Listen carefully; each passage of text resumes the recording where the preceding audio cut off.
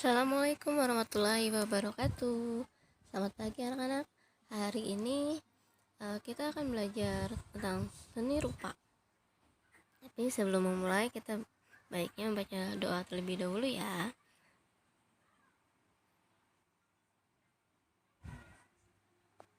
Oke. Untuk pertemuan pertama ini kita akan membahas tentang seni lukis.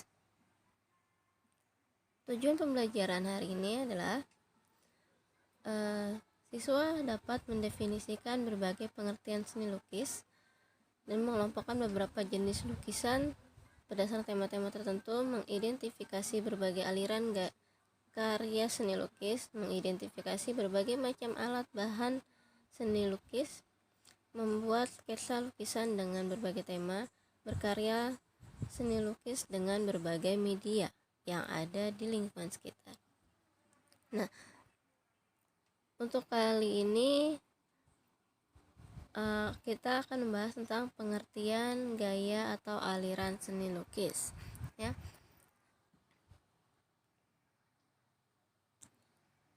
Pengertian seni lukis.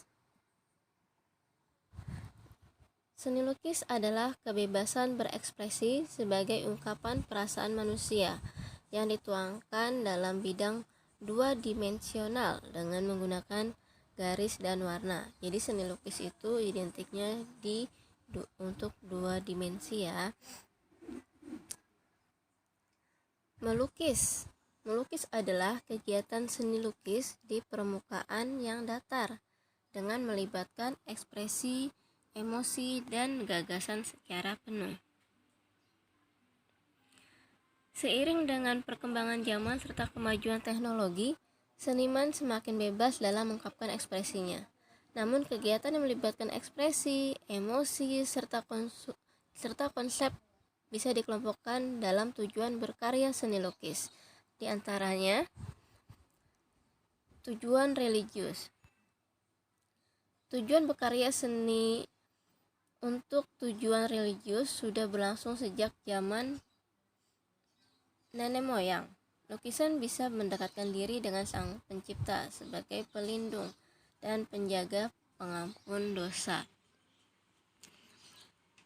Nah, ini perhatikan gambar berikut. Ini adalah lukisan cap tangan Goa Leang-Leang. Nah, tujuan selanjutnya adalah ada tujuan kritik sosial. Kritik yang disampaikan berupa bentuk-bentuk kritik yang bersinggungan dengan pemerintah, lembaga sosial, ataupun kepada pemegang kekuasaan setempat. Nah, sebagai contoh gambarnya adalah Berburu Celeng, karya Joko Peki. Lalu tujuan ekspresi.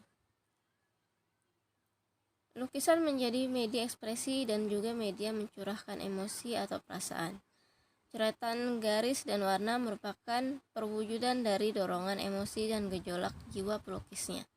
Sehingga penikmat karya seni tidak hanya mengutamakan keindahan semata. Nah, contoh lukisannya adalah lukisan potret diri dan topeng kehidupan.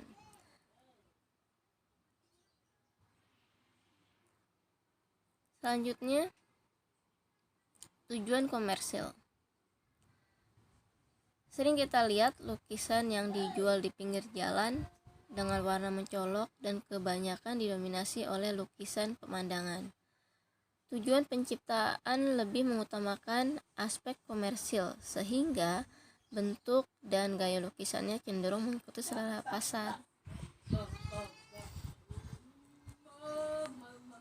Ya, inilah tujuan-tujuan dari berkarya seni lukis. Selanjutnya, aliran seni lukis.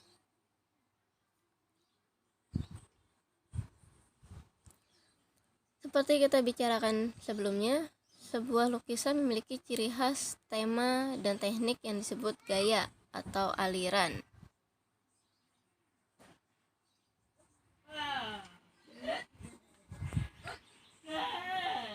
Berdasarkan cara pengungkapan.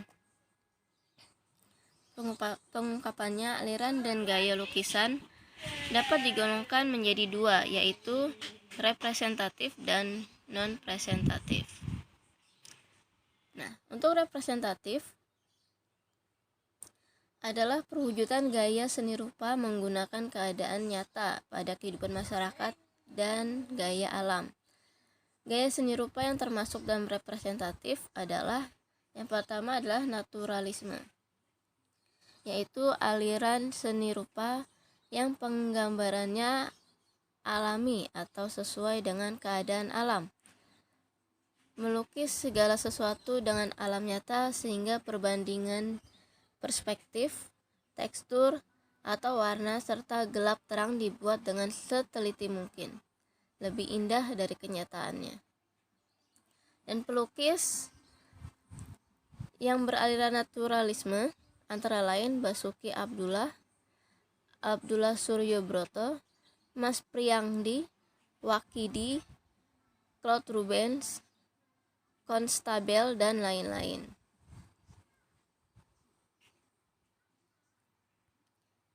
Selanjutnya, realisme. Aliran yang memandang dunia ini apa adanya, tanpa penambahan atau mengurangi objek. Penggambarannya sesuai dengan kenyataan hidup. Pelukis yang beraliran realisme antara lain Trubus Wardoyo, Tarmizi, S. Sujoyono, dan Dullah. Aliran selanjutnya adalah romantik. Aliran seni rupa yang lebih bersifat imajiner. Aliran ini melukiskan cerita yang romantis, peristiwa yang dahsyat, dan kejadian yang dramatis. Pelukis yang bergaya romantisme tersebut antara lain Raden Saleh, Francisco Goya, dan Turner. Selanjutnya ada ekspresionisme. Aliran seni rupa yang penggambarannya sesuai dengan keadaan jiwa sang perupa, yang spontan pada saat melihat objek karyanya. Pelukis yang menggunakan aliran ini antara lain Vincent van Gogh dan Avandi. Selanjutnya ada aliran impresionisme, aliran seni rupa yang penggambarannya sesuai dengan kesan saat objek tersebut dilukis. Pelukis yang termasuk dalam aliran ini antara lain Claude Monet, George Seurat, Paul Cézanne, Paul Gauguin, dan S. Sujoyono. Aliran selanjutnya ada surrealisme, aliran seni lukis yang menggunakan bentuk dan warna seperti di dalam mimpi. Pelukis mengembangkan daya hayalnya untuk menyampaikan pikiran dan perasaan melalui bentuk-bentuk dalam karyanya. Pelukis yang beraliran ini antara lain Salvador Dali, Ivan Sagita, Agus Kamal, dan Moike Aditya. Nah, selanjutnya ada non-presentatif. Aliran seni lukis yang menekankan pada unsur-unsur formal, struktur, unsur rupa, dan prinsip estetik. Gaya seni lukis non-presentatif berupa susunan garis, bentuk, bidang, dan warna yang terbebas dari bentuk alam. Gaya ini memandang bahwa ekspresi jiwa tidak dapat dihubungkan dengan objek apapun. Gaya ini menonjolkan bidang yang diisi oleh warna dan dipilih dengan garis-garis tegas.